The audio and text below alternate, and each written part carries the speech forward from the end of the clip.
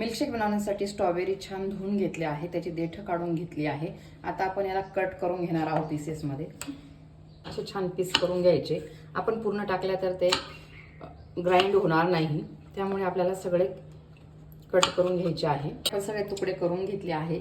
असे छोटे पण आपण गार्निशिंगसाठी करून घेतले आहे। इथले तुकडे आपण ग्राइंडरमध्ये टाकूया। त्याचबरोबर आपण यात टाकणार आहोत एक मोठा चमचा साखर। तुम्हाला गोड आवडत असेल तर तुम्ही जास्त टाका। मी पहिले बिना दुधाचा क्रश करून घेतला आहे। आपण दूध ऍड करून पुन्हा एकदा मिक्सरला फिरवून घेऊ।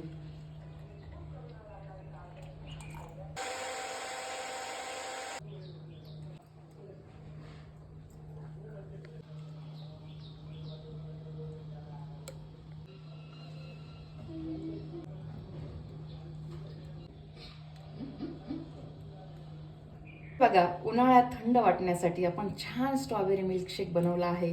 तुम्ही पण नक्कीच बनवून बघा।